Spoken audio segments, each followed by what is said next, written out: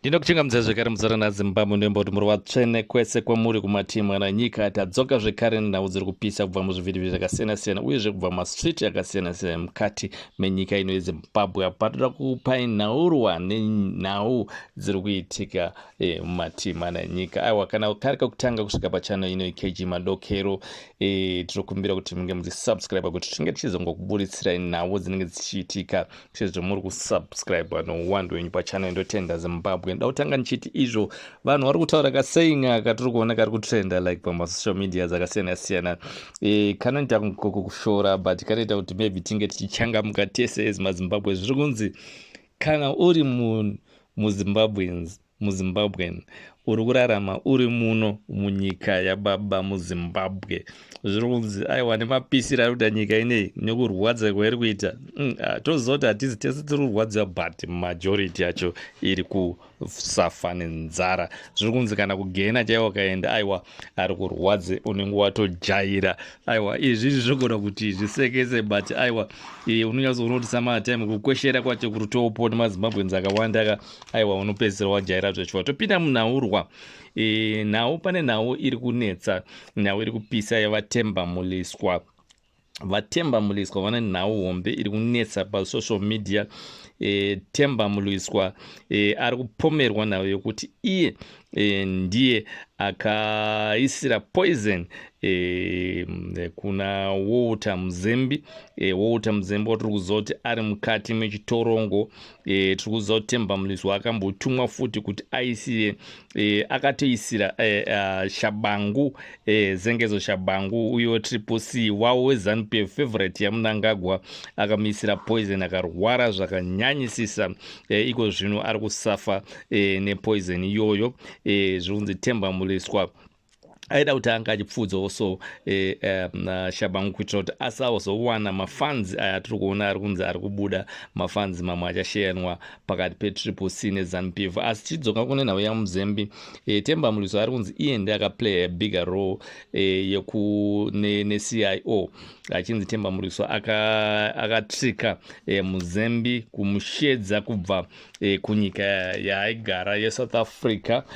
Akati iye chiuya muno muZimbabwe vaMnangagwa vawirirana nazvo kuti iwo wozopinzwa muZANU-PF zvekare sezvo uri munhu wakanga watiza ende uyezve wanga wadzingwa muZANU-PF usina chigaro. VaMnangagwa vatenderana nazvo kuti iwo uchiuya uchinge uchizotsvagirwa position muZANU-PF.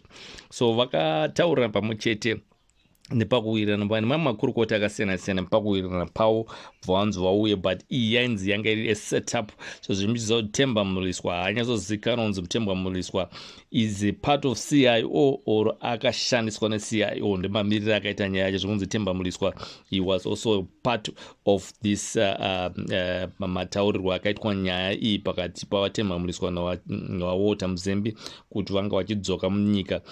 Vadzoka munyika vaWalter Muzembi vakagara munyika bva vaitanga vatosunungura vakatenda kunoona navaMnangagwa meeting vakaifamba zvakanaka. Asi vaTemba muliswa vakazotsvikwa kuita kunge vakazenge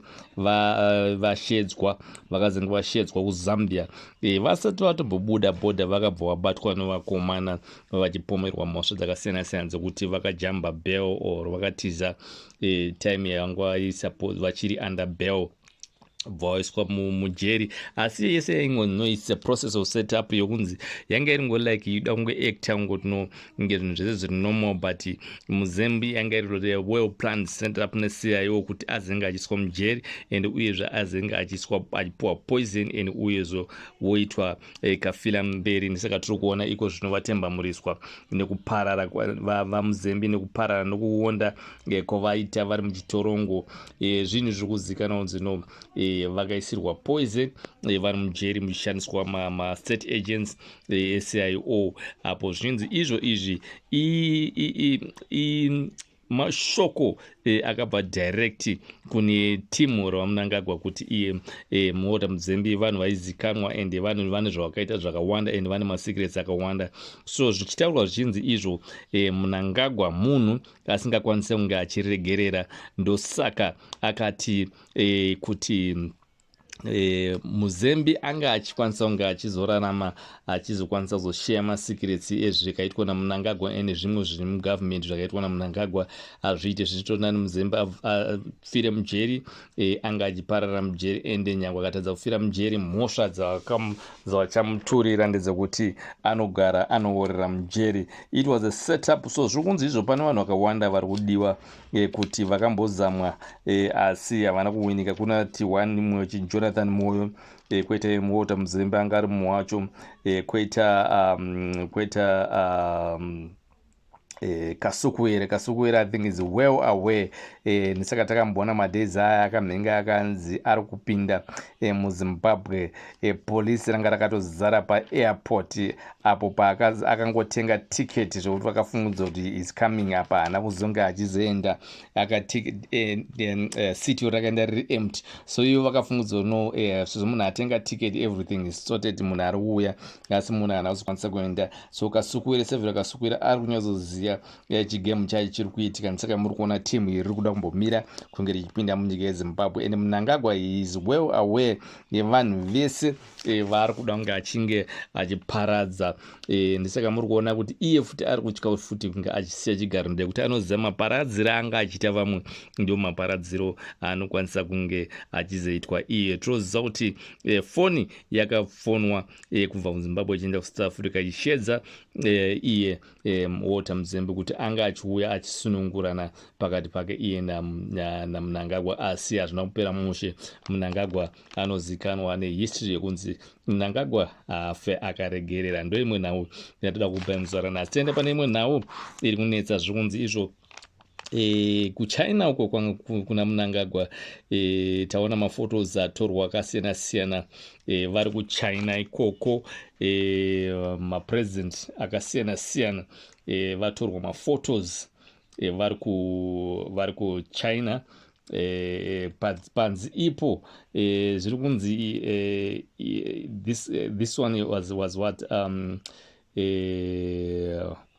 what do you call a show or like a picture yemapresident akasiyana siyana atorwa. Pari kutaurwa nemumwe anoitwa iye Joseph Kalimbwe wekuzambia ari kuti I don't like how Putin and Xi treated the former SADC chair at Chinese military parade yesterday. Both pampari pamilitary parade pampari mapresident akawanda. So Mnangagwa haana kunyatsoonekwa ende haana kunyatsobudikira, but uyu Joseph Kalibwe ataura achiti no, the former SADC chair is a president and the leader of a greatest country currency in SADC.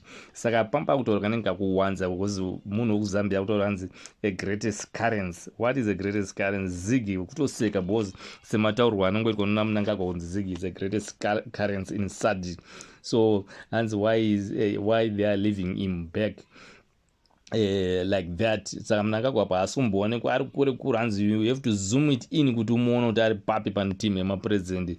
Tichiona Joseph Kaliba achitaura kuti aiwa Mnangagwa hapana nezvemunhu arespectable. Saka ona ipo pachivhitivhiti apo maleaders ari pamberi ndiRussian president naXi nana president wekunana North Korea nemamapresident ekunana Japan vese havasitombooneka kana matema varipo padhuze. Tenda iko kuChina ikoko zviri kunzi izvo chivhayo sei azoonekwa ari kuChina. Imwe nhau yatoda kuzenge tichinge tichitaura pano ndekuti inhau iri kutrenda futi inhau irikuda kuti tinge tichiwana information yakati kwanei.